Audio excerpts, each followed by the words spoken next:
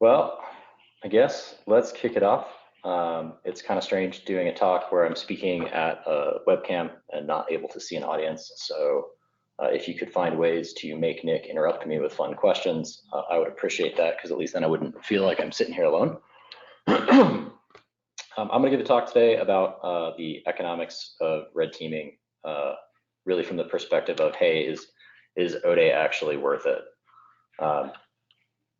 Get into that stuff. But first, who I am, why am I here? I am Moose. I'm a former Kairos person, and I used to work at Mantech. I did mobile forensics. I've been doing stuff in offensive security, reversing, software development, etc. for, I don't know, long time. I grew up in Colorado originally, so Denver area stuff is always near and dear to my heart. I spent a long time living on the East Coast. And then since 2012, I've been back full-time Denver. So I'm sure there's a lot of people who are making fun of me in the channels, courtesy of knowing me personally in the Denver area. And if not, I look forward to getting out of this quarantine. So hopefully we can all have a beer together at some point. My introduction into cybersecurity was maybe a little non-traditional. I guess everybody's is a little non-traditional, but I got a degree in electrical engineering. I started doing embedded systems design and then kind of fell into reverse engineering. And then from there, I fell into security stuff, kind of from this weird side of tearing stuff apart, doing exploit development and forensics work. And so the kind of compliance world, the security practitioning world is very like new to me. I've always been on this like just break into stuff and have fun doing it kind of perspective. And so sometimes I find that I'm at odds, and sometimes I find I'm really aligned with people who are in this space professionally. And mad respect for those of you who've been able to slog through it from the compliance side. I don't know how you do it. I think I said something about economics of red teaming. Really what I think about a lot is like how to make a profit while actually dropping Oday on folks and giving folks an experience that's commensurate with that. But I am not really qualified to talk about how to make a profit necessarily dropping Oday on people, but I'll talk about how my team uses and has used Oday in engagements to kind of give a really high-end experience for folks, and the cost benefit analysis that we go through when we're trying to make that work. And in the annals of I make terrible slides. Apparently I missed an open paren there, so sorry to those of you who know that I'm really sensitive about grammar.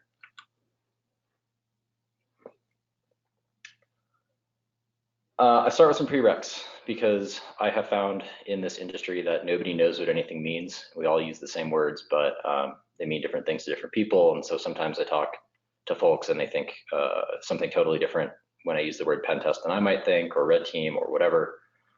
And so I just like to start with some definitions. And so when I'm thinking about like pen test, and I apologize to those of you who identify as pen testers, but I think of this as kind of the Nerf gun of offensive security. It's the like gloves on approach. That's a little scoped. Really, you're looking at enumerating as much as you can, usually in a time-bounded way. And maybe the most consistent refrain that I hear from folks who are doing the pen test world is, I spend all of my time writing reports. I have not been a pen tester in that sense. I have certainly sold services that people have budgeted as a pen test. So just kind of framing there. When I think red team, I think less bounded.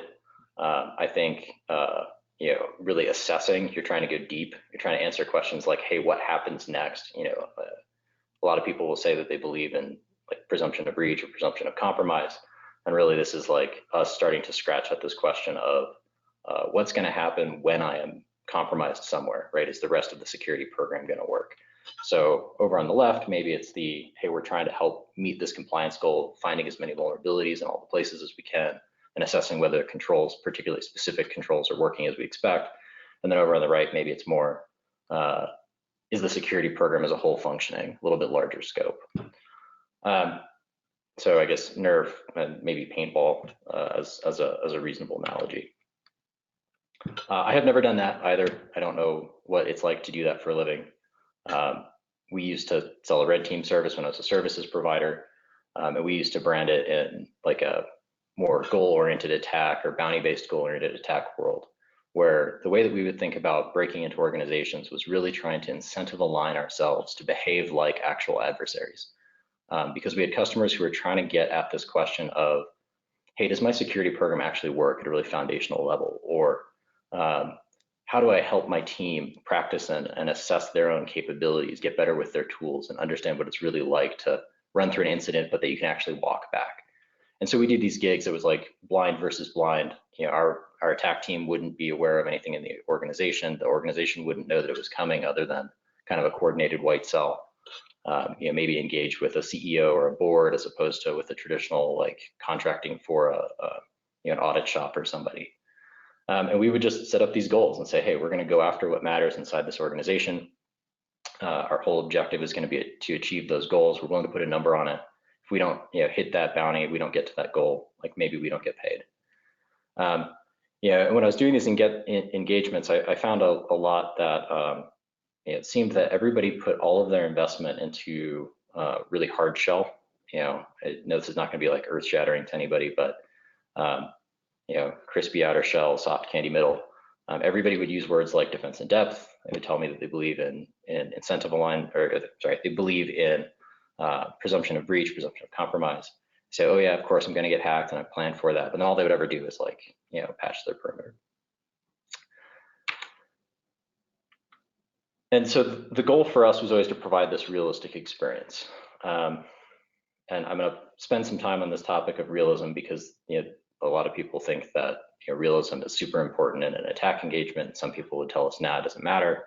But there's this pattern that I encountered in my professional career an awful lot, that courtesy of the con here, I'm just going to name the derp cycle because it sounded really cool. But really, this is like, people would start with, I believe in presumption of compromise. You know, 10 years ago, 15 years ago, maybe we would call it presumption of breach. That's to say, I think that it's inevitable that at some point I'm going to get compromised somewhere, that, you know, a hack is going to happen, I'm going to get hacked. And so I've planned my defenses in a way to be prepared for the eventuality of something going wrong somewhere, which makes a lot of sense to me. And I'm intuitively aligned with that. Like, of course, you know, I come at it from the perspective of course, I'm going to break you.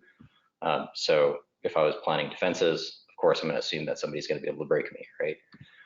And then the set of conclusions or the actions that would follow from there would be like totally irrational to me, right? So like people would jump from, I believe that I'm going to get hacked, so I'm going to like maniacally patch absolutely everywhere and remove every vulnerability. And then I'm going to get hacked, and that kind of sucks a lot. So I'm going to go buy some new thing to kind of make that hack go away. And then somehow by magic, I'm going to get back to, I believe in presumption of compromise again, and everything's totally fine. And so what we would find was when we would go get engaged with companies, often it would be like a CEO who was a CISO, and the CISO saying, yeah, I feel really good about where our program is, and the CEO going, I don't speak this language, I don't know what's going on. So like, let's put this to the test. And through that practice, we kind of found that a lot of people might jump to like an assumed compromise to get into an organization, and you know, we've done that, we've been there. You know, but surprise, when we give you an agent to install somewhere, you put it on the thing with all of the defenses. So we found that by coming at an organization with realism, you could help them hit these like epiphany moments, right? And really deliver what I will call like the mind-blown CISO experience, where somebody can actually have this epiphany of what works, what doesn't, kind of hone the overall program, and maybe break out of this derp cycle of just being really fixated on trying to patch everything everywhere and start thinking about, does the rest of the program support my ability to defend an organization and make it sustainable through some amount of compromise.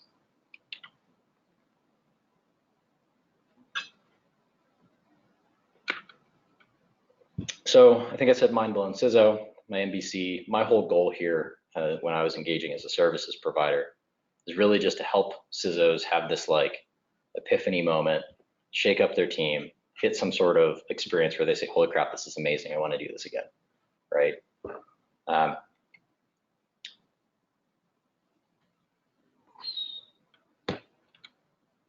So that's what I'm going after. I don't know if this is going to be like news to people who are practitioners in security.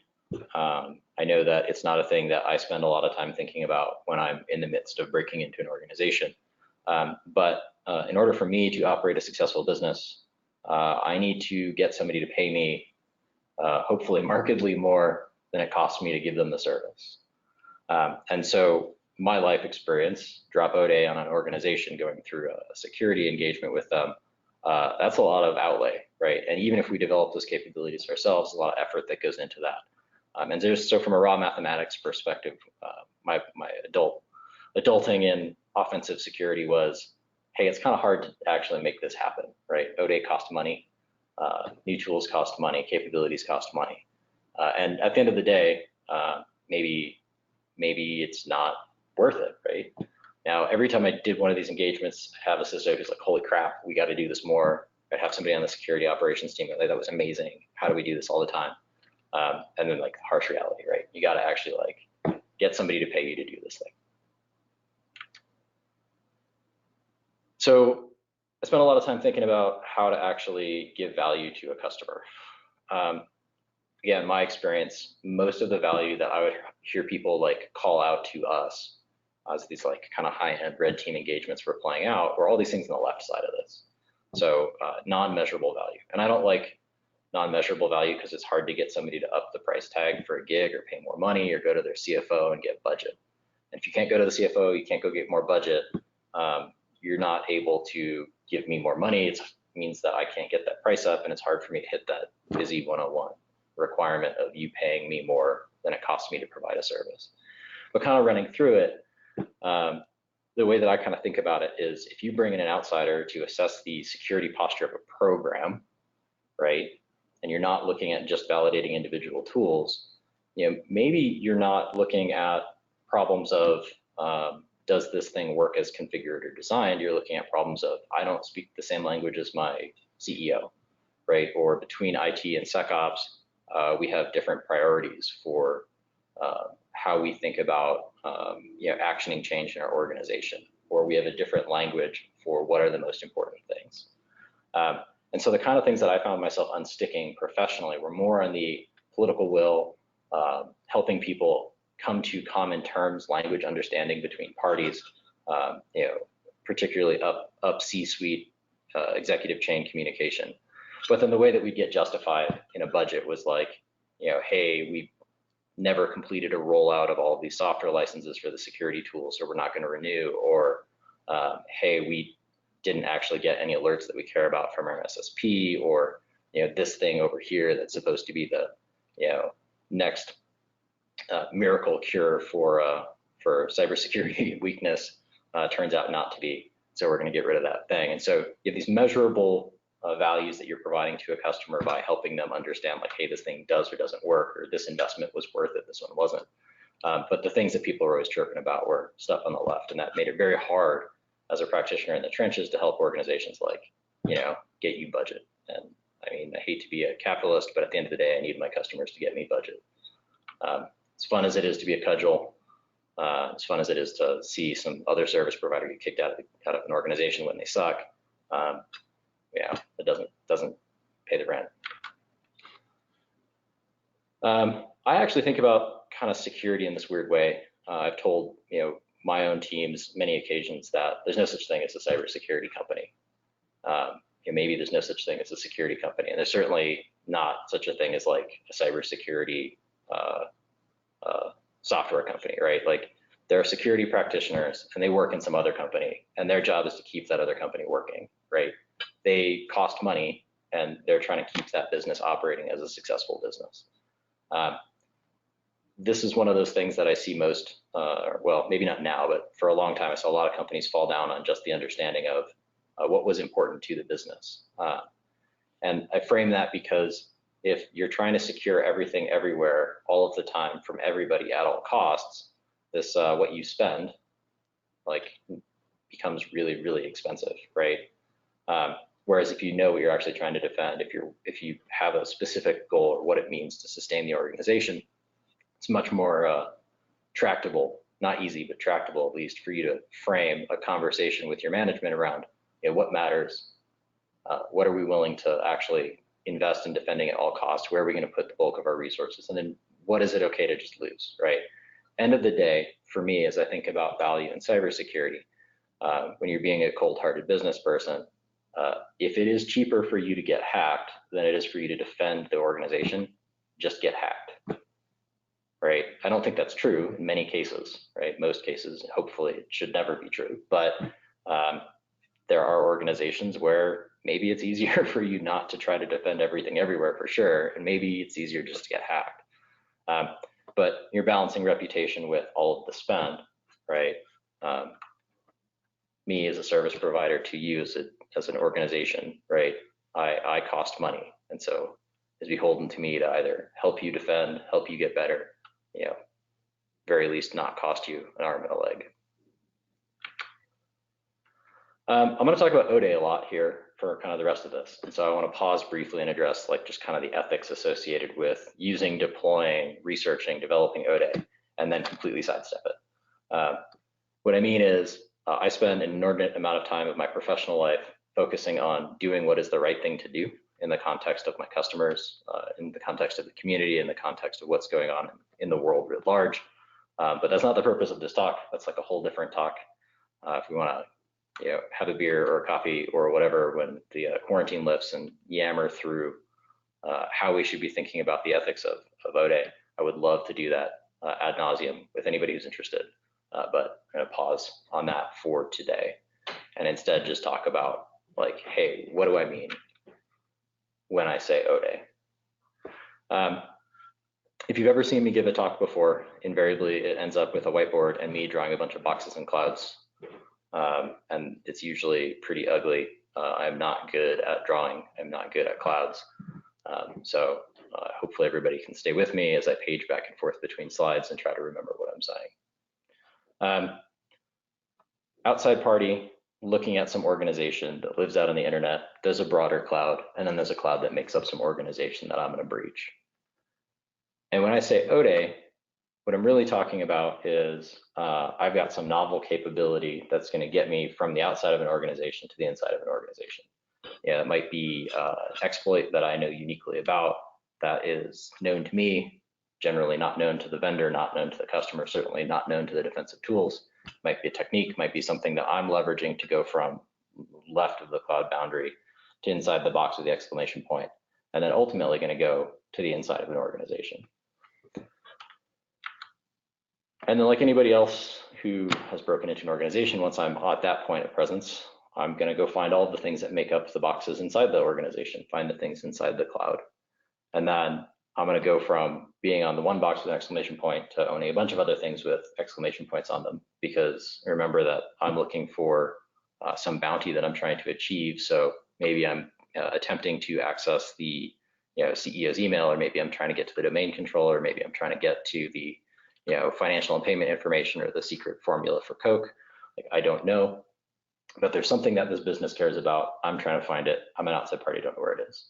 And so what that means is I'm going to go from outside to on the perimeter to inside to all over inside, because I'm looking for things that matter to me, or I'm trying to get to a place where I can achieve my objectives as an adversary, and ultimately just like pull that data back out to me or prove that I could.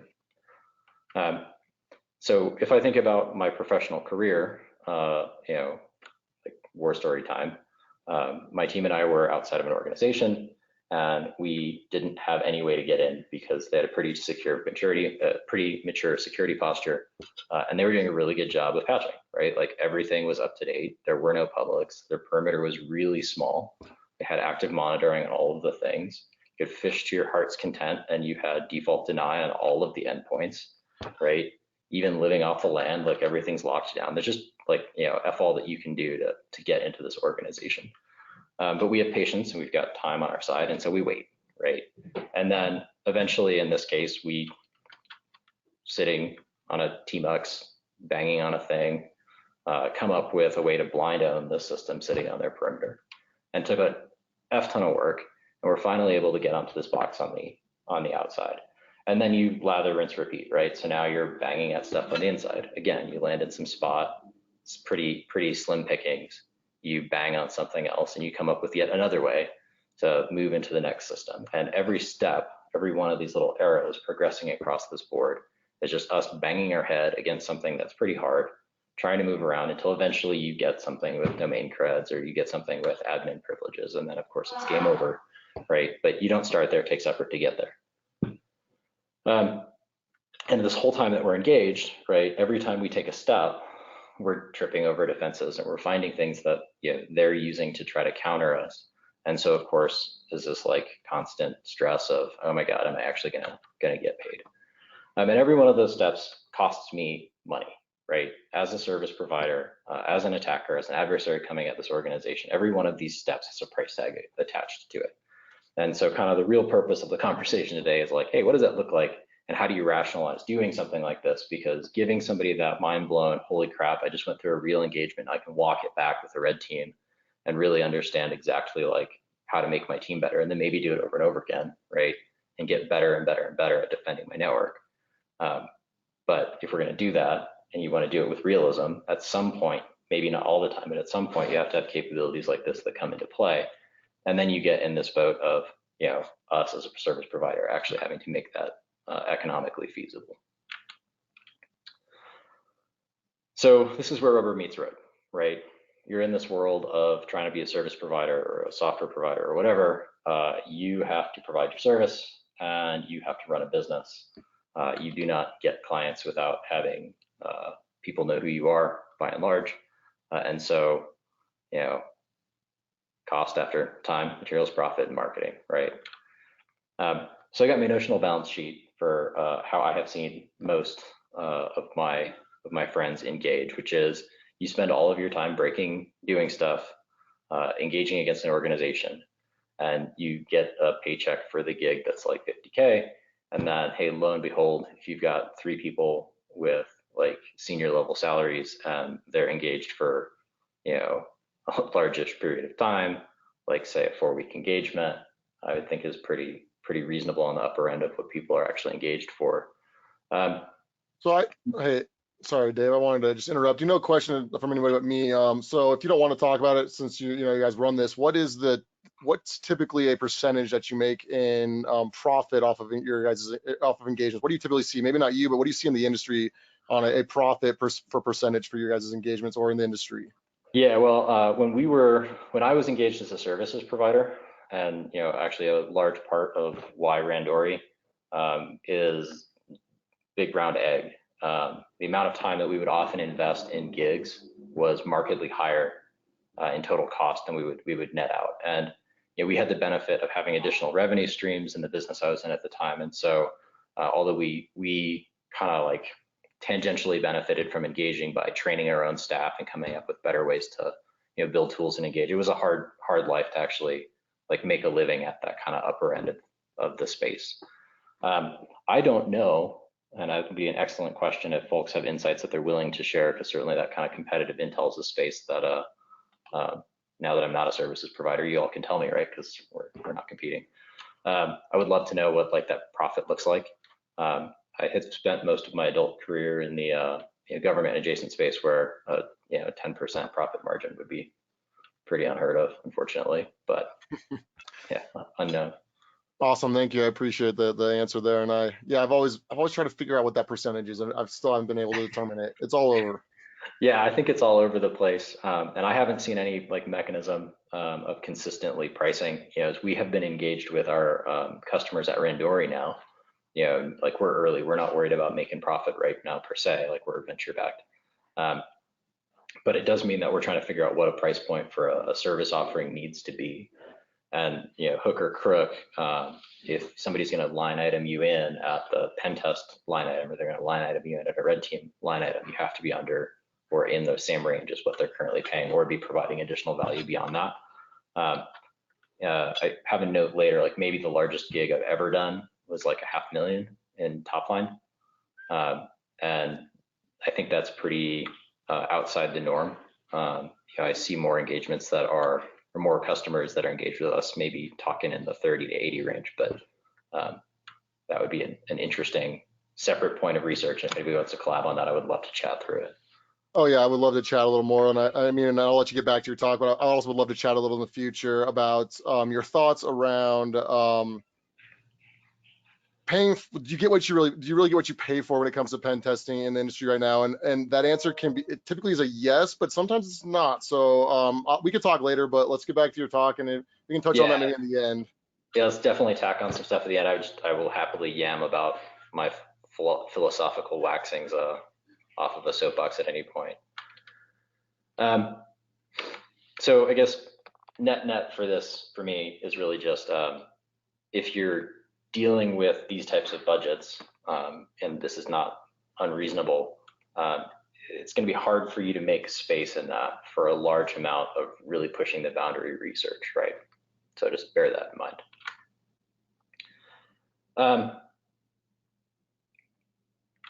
So let's talk about like that scenario that I talked about before, where you're saying like, hey, I need to provide value to a customer, and I want to provide more value to them than they are paying us, right? And I want to be paid more than it costs me to provide the service.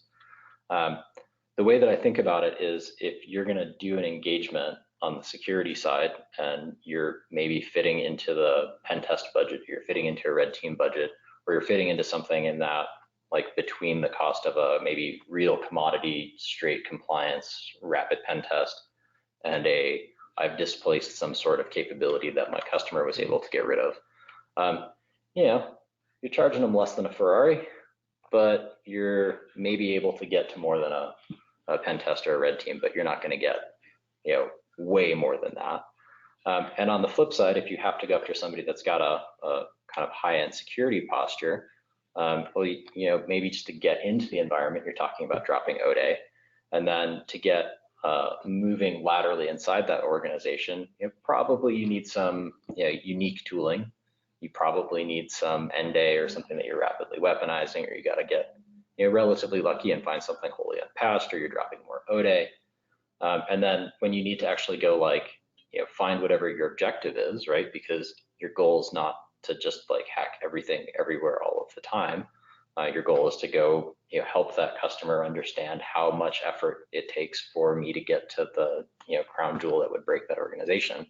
So that means you need tools that can help you go get that stuff. You need training and staff and all that stuff. And I balance this in my head when you're talking about deploying novel capabilities, and particularly if you're speaking like Oday on the bug side or new tools that you've developed. Hey, if that stuff gets caught and ends up in virus total and is flagging everywhere, it's suddenly like, maybe less of a valuable thing.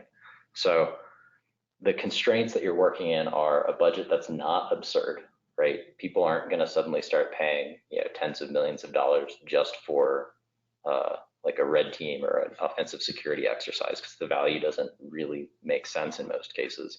But you have to provide an experience that we're starting to build up this idea that might be a fairly complex financial circumstance to get there. So can we just price it out real quick and think about what it really takes for us to take this like Oday experience, where I've got like some novel capability to get into an organization, it's probably got a high price tag, and I need some custom tooling, and I need some more capabilities, and I need custom weaponized Oday. And did I mention the whole thing where this is like a production environment, so everything needs to be pretty steady?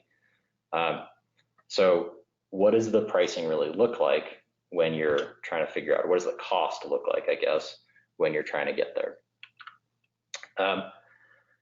Well, Zerodium publishes data on the internet, and we can say like, if you believe their pricing, what does this really look like for us to go through, soup to nuts a capability like this?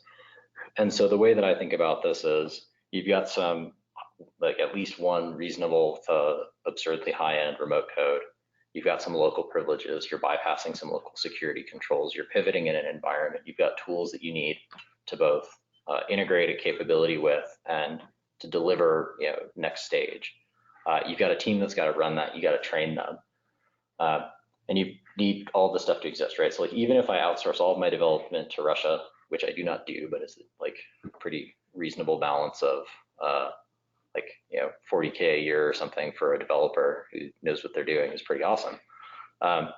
Like, even if you're in that kind of spot, and even if you don't actually spend any money training your team because they're just in love with what they do and you're paying $0 for that, for a capability that looks like this, Oday, Oday, custom tooling, you're looking at price points that aren't unreasonably between $500,000, 1.2 million in outlay in order to have that capability on hand. So the way that I have to think about that then is, all right, I go build this tool, or I build a set of tools, and I research a set of capabilities, and I go do my testing and train my team. and then I step on some defense that I've never heard of, and all of my binaries get exfiltrated, and a cool team knows what they're doing, and they actually facilitate the patching of those exploits, and my tools start flagging everywhere, right? Well, those capabilities go away, and I cannot use that on another high-end engagement now because that's capability doesn't exist, right? It has ceased to be a thing. So I'm incented in some sense to not use my tools, right? Not use anything really custom because they're expensive and they go away if I lose them. But in that high-end experience, you're not giving somebody a real exercise or a real experience without having those tools. I can't do my job without these things. Like, I have a number of customers I've worked with over the years where you're just not dropping shells on people, particularly not in the parts of the organization that they care about without having something that they haven't encountered before. So when you're kind of thinking this through, you have this problem of, I want to give these people this experience. I've seen the epiphany moments and the ways that organizations get better if you can actually go hack through them and then walk that back, interrogate it, do all this stuff. But it's expensive, and they're going to take your toys away, which really sucks. I don't know if this will ever pan out for folks doing offensive security on the commercial side, but Rands did this really cool report like 2017. If you haven't seen it, you should go look at it. I know that it quotes a number of people who I think are also speakers here today, so good for them. But there's kind of interesting factoid in kind of that 0-day leveraging marketplace where the average lifetime for a vulnerability, a novel vulnerability, was 6 years. So it's not totally crazy, right? We're seeing indicators in even commercial forensic spaces of high-end actors using capabilities and having those capabilities live in the year plus 2 year timeline. So assuming you don't disclose your bugs and you're lucky and you are in the upper percentage of the spectrum, apparently you can keep capabilities alive for a really long period of time, which is amazing to me. But so basically balancing, I want to use a cool tool, I'm going to get caught and then it's going to go away, but then a lot of people are using cool tools and getting caught and not getting caught and then keeping them alive for long periods of time. Can be done. I'm going to poll the audience here real quick and we'll see what happens. I've never done this before. If you want to pop into our Randori channel or into the TFTT questions, I think is where people are already interacting. Hey, I think somebody from our side is probably going to splat these in and just react to them. But have you ever used Oday in a gig or had it used against you?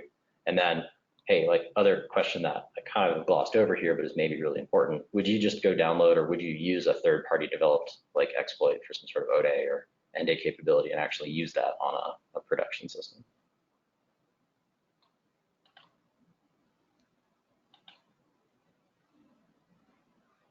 I'm gonna pause for a second and see if anybody actually splats at us here.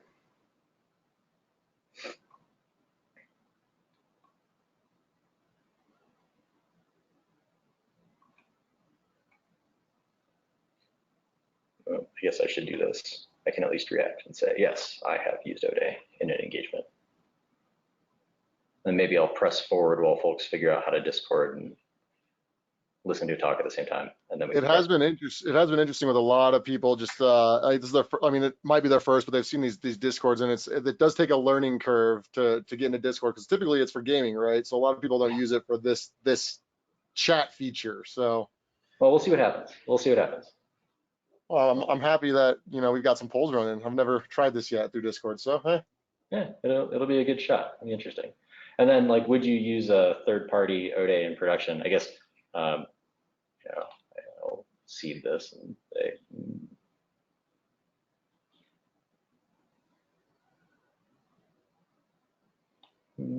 I don't know how to Discord either, particularly not while giving a talk, but cool. Well, let's see how this rolls. So kind of our experience in the T&M side of things. At the upper end of capabilities, I think that using or discovering capabilities that are novel, right? Finding bugs that the vendor really doesn't know about, haven't been reported as a CVE, that are not going to get patched immediately. It's a slog, right? Good software is good software. bugs exist, but it takes a lot of work to get to them. And my experience has been that actually finding a bug or finding a way to crash something or finding a memory corruption is actually the easy part in many cases, right? Like taking that capability and turning it into something that you can actually use and turning it into something that you're comfortable using in a production environment is actually like way harder than just like finding the bug. And so it's not unreasonable to think that you're in the thousands of hours category of work for like a really high-end capability. So you're talking about those like Chrome RCEs with sandbox escapes and et cetera, et cetera. And then at the low end, we've got capabilities that we've used on organizations, particularly like IoT or kind of more crapware stuff of like, you're like 10 hours in, you're like, oh, I'm good, I can do this, or hundreds of hours. But those tools are expensive because it's just a lot of time invested. And then our experience has been that even when you're like leveraging capabilities other people are publishing, to be able to integrate those or use them in a way that's stable and reliable requires that you understand so much about the bug and how it is going to affect the system and what's going on. Because if my customer is going to ask me like, hey, how reliable is this? I have to be able to give them an answer that's not total BS. And so there's just a lot of effort that goes into that. You can't avoid these things cost a lot of money. So I think my kind of net would be, I don't view the prices that Zerodium claims to pay as being remarkably outlandish for the outlay for capabilities in that category.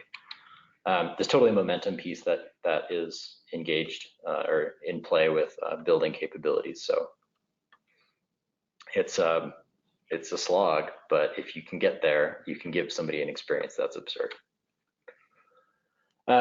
So does it make sense, right? This is the big question: is can you actually like deploy, kind of this top tier Oday experience in a way that matters to a customer, and make it be a thing that is actually like cost effective or profitable for you to do. And so kind of balancing like, hey, can I do a 500K? Can I provide a 500K experience to a customer and make it be profitable? It's like, well, maybe, but not a lot. So how many customers in general would I need to use a capability against in order for that to be make sense from a business perspective? And the way that I rationalize that in my head is if you're thinking like a 30 to 80K target, you're in the 2 to 10 range, kind of depending on how many capabilities and what the investment is and how that's going to work out.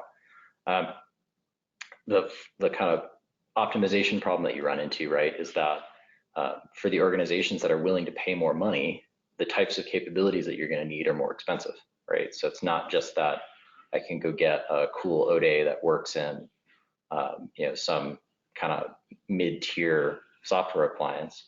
If that piece of software isn't deployed in an organization willing to pay me a large amount, then I don't get to use it, right?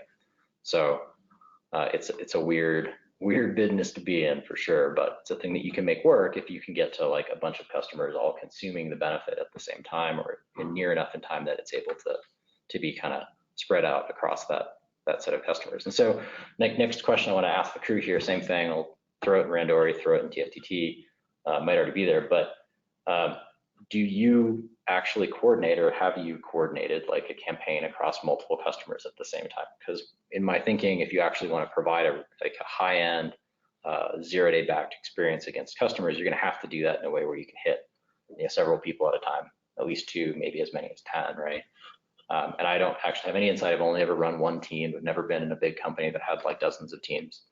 And so like legit question to the audience here, like, do you coordinate your campaigns? Do you do the kind of same thing against many customers all at the same time?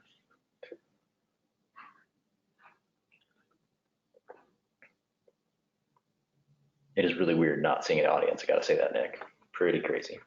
It is just very interesting. And a lot of the talks they're a lot shorter, so we speed through the talks because you don't have that. You don't have the pause. Yeah, you don't have that momentary feedback, right? That, and I feel like when I walk in front of a crowd, like I pause more, and I don't know. I feel like I talk different when I'm in front of a crowd versus in front of a computer. Yeah, I gotta like walk back and forth across the stage and gesture at random people, pick people who aren't paying attention and call them out. Oh, I love that. I mean, that's what makes a talk. Question. You should be engaged right now. That's what makes a talk, right? I mean, we're doing the best we can for the con experience, and this is what we got. But That's one thing I'm missing out, is that live interaction on the stage. Yeah, it's like, if you want me to sign that cert for your credits, you better ask a question.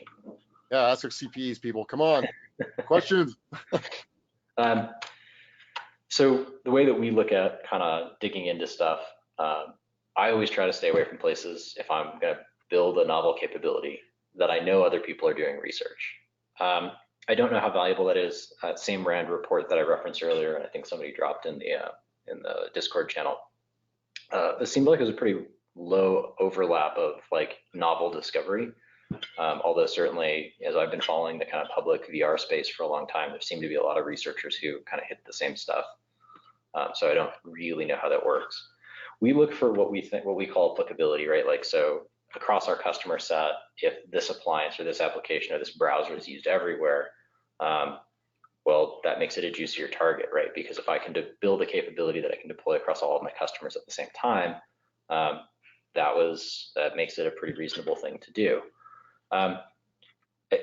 Note, like, opsec is maybe the most important thing to me, right? Like, I just have to know how every tool that I'm using functions and works, and I have to have training and techniques for my team that are reflective of that knowledge, right? So if you are delivering a really cool capability and you drop Oday on somebody's like browser and you get down on disk and then you put down like an agent that just immediately flags, and then your Oday gets rolled, and then the whole kind of campaign falls apart, that sucks. Or if you've done the thing that I did, which is like drop a totally novel capability on somebody and then have like an email that's part of the delivery accidentally call back or do a deliverability test from a domain that we'd used in a previous campaign, you're like, oh, screwed that one up. That was an expensive loss. So I hate typos, I hate mistakes. Everybody does them, both sides of the fence, right? But how I think about life. I think this one got ahead of us, is already in the chat, but how do folks do research? What do you do to target up here, and how do you go after assets? I think that's Babu Lozeo, but thanks for digging in. Also, Mr. Saxon. Cheers. Oh, yeah, RFCs, man. The way that we approach R&D, we maintain what I call the Racket Stack. So we look at probable outcome first. So when you have known research on a target, you have momentum for that target, right? And if you are doing that research yourself, you kind of build up a base of driving across a thing. It takes a long time to get somebody's head context switched into how the internals of a browser work. We take probable outcome, we stack rank, we take coverage across our base, so our consumers, our customers, right? We look at whether tooling that we have is going to be applicable, right? Like, it doesn't do you a lot of good to exploit a system if your implants malware and tools don't work on it, right? And so doesn't help you to get on a box you can't do anything with. Application function, like how critical is this thing? If you have an appliance and that appliance like has some probable research outcome or reasonable research outcome as you assess, it's implied across a base, and it has some sort of function where you go, that's going to give me lots of additional access. Like, I love popping VPNs because people log in through them, right? And then like maybe known, not known. I really hate exploiting things where everybody put all their defenses, right? So as awesome as browser bugs are, and as prolific as maybe they've been in the news and media, and I don't know how prolific they've actually been in like the exploit scene, but I hate landing on desktops because, hey, there's kind of a lot of things that live there. So what we're trying to do on our side is basically target capabilities that we can build quickly that are going to be applicable across like some large N number of our customers, where we can deliver an experience kind of in rapid response fashion.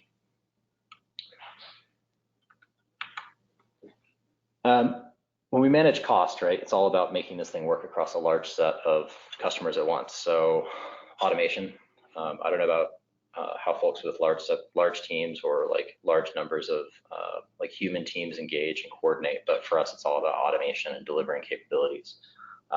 We spend a lot of time worried about like how we deliver like an impactful experience and at what cost, which really is related to the KPI, like how many events can you deliver in a period of time, how often can you engage. In the commercial space where we're playing nice with customers, we're trying to help them learn.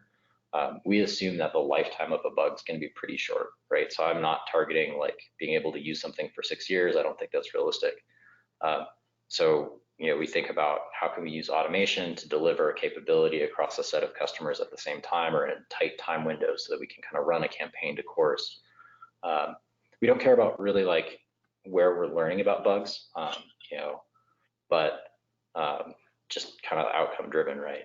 I will say that the thing that I've seen maybe eat a lot of researchers in the past is the sunk cost fallacy, right? Like I see people like just put a lot of time into a thing and it's like, I've already put a lot of time into this. I want there to be something there, but like the knowing when to quit, when to move on is just like the nasty, nasty part of the VR business. I think I've hit all my questions, hit my topics. The way that we think about the world is if I can get people this like mind-blown experience, I can actually disrupt how they're approaching their cybersecurity program. Experience from our worldview has just been that you can't get there. You can't break people from their core assumptions unless you're willing to like actually break through some stuff. I think there's certainly places where you can use some presumed compromise and you can artifice your way through components, particularly if you've got really strong buy-in from a security team. But end of the day, there's no substitute for an engagement that smells like a real threat actor and helps people learn in a way that they can't maybe learn otherwise. Name of the company, Randori, practice how you fight, kind of the ethos of what we're bringing to the world and how we think about life. That's all I got to talk about. It's been a little weird chatting into the void. I hope somebody gleaned something interesting or at least is interested enough, entertained enough that they're willing to come hear me talk about something equally inane some other time. I guess my question for you, Dave, is would you do this again on a virtual con type scenario? Would you give another talk? It is interesting, it is different, but would you do it again? Yeah, I think I'd try this again. I would say I'd probably want to experiment with some tech and see if we could like find some ways to get some like I don't know, polls or audience engagement away. It's a little hard. So for those who are like figuring out that I'm like looking back and forth, I've got like a video and all of the go to webinar stuff over here, and then I've got like the window sharing stuff over here. So when I'm looking at you all deeply in the eyes, it's because I'm not paying attention to my speaker notes over here. Gotta like align it differently or something. I don't know. Right. Yeah. And you got to move the camera. So like mine's now like here. I'll pop back into the chat. Let me get my lighting up though. I gotta do that virtual background, right? Oh, yeah. So I could. I'm injecting with OBS, so I have the whole whatever I want to do. It should be starting, but I'm injecting with OBS, so I could play around with the background if I wanted to. I can even move me. Well, move me, but my screens are here. So if you look at my eyes, I'm looking up, right? I mean, so now my camera's gonna come down, but if I put my camera here, my green screen behind me has blotches. So it's been like a week of me just fighting with lighting. I'm giving up. So I just like you all can just see my tool bench. It's fine. Like whatever. That's all good. Yeah. It wasn't distracting. I've got a server rack behind me and a bunch of distracting blinky lights. So. I don't think the video resolution is good enough for dust blinking lights to be a threat, but could be distracting, I guess. Oh, so if I turn off OBS, I get like 1080p, like OBS cuts my resolution down. So if I turn it off, I'll actually have really good quality video behind me. And I'm like, nope. I like it. I like it. But great talk. Did you want to, I mean, we've got some time here, about 7 minutes or. Yeah, I'm happy to hang out. Do you want to chat about any of the stuff we kind of covered earlier, like what your thoughts around, more of the pen testing cost and what we've already talked about what we saw in the industry, but do you really get what you pay for when you do pen testing or red teaming, right? Because you see costs from low end orgs way up there, and you see high end orgs way up there or down low. What do you see in the industry? And I know it's different for everyone, but let's get Moose's opinion here, and we'll go with it. Yeah, I think that like my experience has been that there's kind of this race to the bottom on pricing for like the straight compliance stuff, because at least when I'm chatting with CISOs, there's this just total distinction between I'm doing a thing to fulfill an obligation to I'm doing a thing that I think helps make my security program better, right? Which is probably something wrong with how people think about security programs. Hopefully you're doing the compliance stuff in service of making your security program better. I get it, it's not always true. Like I'm with you. But there's this, I think, a kind of race to the bottom. Everybody's trying to push that pricing lower and lower. It's just a price shootout because you have a checkbox of I got to do this thing and get the report. Over the years, I've seen like a bunch of service vendors, more red team space, adversary emulation. Now, we are thinking in terms of like, this continuous automated red teaming. And so I think the space is splitting, right? Where you've got the folks who are straight compliance driven, and you've got this other, and other is more like I've got a CISO who is interested in testing a program, or I want to run a particular type of exercise. I don't know how that plays out, and I don't know how the pricing is going to build out for that stuff. But I certainly had that experience of folks trying to differentiate on dollar and folks trying to differentiate on something else. Yeah, agreed. I always see a lot of pen testing, and I know like others are going to talk about this in some of their talks later, and it's been in the chat a little bit, but I've always seen a lot of pen testing. The more compliance driven organizations get, and the more compliance requirements that we see come out, we see a lot of these pen tests or vulnerability assessments kind of being sold as pen tests, and it really puts off the word. And I find it funny because now I see red teams, or interesting, not funny, really interesting. I see red team now almost being sold, or pen testing being sold as red team. So it kind of keeps going up the scale. We come up with this red team technology we now sell, that red team is different in a lot of people's opinions, but if you look at the true definition of red team when it goes far back, you kind of talked about it earlier, right? It's different, but now I feel like in the industry we're selling pen tests for red teaming, and I think it's cost driven. Why we keep lowering this. The vulnerability assessments are now cheaper, really cheap. I don't even know if we do them. We call them pen tests in a lot of organizations when you see people come in. And what are your thoughts on how we could kind of get rid of that in the industry, where it's vulnerability assessments or pen tests are being sold as vulnerability assessments are being sold as pen tests? Yeah, I know exactly what you're trying to say, right? Like, well, I think there's actually like that is a core issue to me. And if I go back to the thing that I was jokingly calling the derp cycle, right? That's I think really at its root. Folks have this understanding that something can go wrong in an organization, but the place that they get caught up is just at prevention. And the only thing that they think about as prevention is managing bugs, right? It's I know about a vulnerability, and so I'm gonna go patch that thing as quick as I can. And granted, particularly large enterprise, just patching can be a hard problem, right? But if knowing about a vulnerability has somehow like fundamentally changed your understanding of your security posture, like you're doing it wrong. Like I don't think there's any getting around that, right? I always assume that every individual component is going to have a bug somewhere and that somebody's going to leverage it, right? And so if you kind of have that worldview, I guess, the enumeration of currently known issues or currently known potential issues, I guess, is like just a rote hygiene question, but not really a question of is the program working? The metadata, the time to response, time to remediate, maybe there's some metrics that really matter for you about like how that stuff plays out. Is your program doing what it's supposed to do? But from like a security architecture, do I have the right controls, and is my objective that I'm trying to fulfill with the program correct? I don't see it as being a particularly helpful thing to push the envelope, right? But folks get really wound around the axle on that find and fix. And so some organizations I've seen are really looking at that, red team, like the non-compliance driven pen test, whatever that is, really to break organizational cycle around find and fix. No, that makes sense, and I like all that. All right, guys, you guys have any more questions? We're looking for questions for Moose here. He had a great talk, and there's a lot of different things that we got for questions. So we got some comments, and actually, it looks like some questions in the GoToWebinar. Let me check out what we got rolling in here. All right, so we've got a question. What can happen when the protection divide appears between high profit, few organizations and the large number of short margin companies? Hide everyone into cloud computing fortresses like medieval times, question mark? Oh, that was a complex question. I have to like go see if I can figure out how to read that. Yeah, do you see it in there? I could try to type it up in another. No, just read that one more time, and I'll try to like. All right, I'll slow it down. We'll see what I can do. All right, what can happen when the protection divide appears between high profit, few organizations and the large number of short margin companies? Pause. Hide everyone into cloud computing fortress like medieval times? Let me see if I can take that one apart.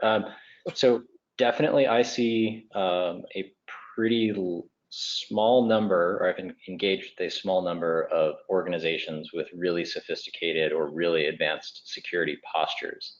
I don't know that I think that necessarily tracks to organizational profit, but more to incentive alignment. Businesses that are strongly incented to do advanced security are doing it, and those that aren't.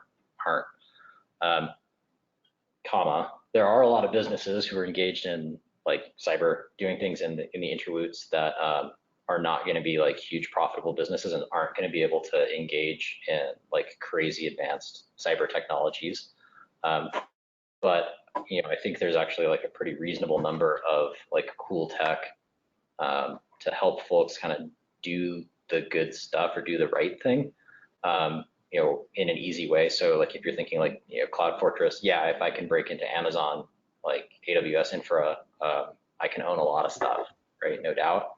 And I've never been a fan of the big castles model, but that is a hard target. And if you're deployed there and you're doing the right stuff, like their whole like shared accountability model, you can get at a fairly low cost a pretty reasonable security posture. That said, lots of easy ways to screw up. So it's not the easiest problem. But if you're also a low margin business, if you're a small company, also your insurance costs are going to be lower, and your ability to like manage or mitigate risks in other ways is also there. Awesome. So we've got one more question coming in, and that is the future of well-paid red teams is the cloud servicing host? Okay, one second. Let me see if I can pull this apart myself. So is the future of well-paid red teams is the cloud service host big organizations only? Eric, what did you mean on the second question or the question you asked on the bottom there? Is the future of well-paid red teams is the cloud service host? What do you mean by that question? If you want to mind typing that in there as another question, please.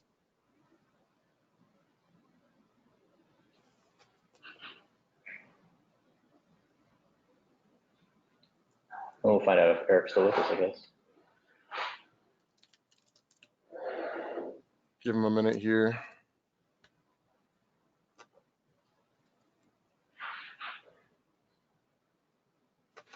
All right, Eric, we do have Moose in the Discord. Moose, what is your Discord that we've got? What's your name in here? Is it the Hexadecimus? I'm Hexadecimus. You're welcome to throw questions at me anytime you want.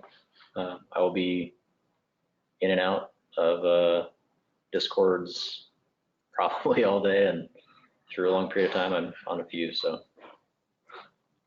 All right. Well, we'll have Eric reach out to Moose on the Discord chat, and I just want to give you a big shout out and thanks for coming on today, and obviously for having Randori sponsor us. But I want to thank you for coming on, giving your chat, teaching some people some, you're giving knowledge, sharing all that. It's what we're here for in this community, and that's why this con's been put on. So you coming in here giving the talk it means a lot to all of us. So we want to appreciate you for that. So thank you.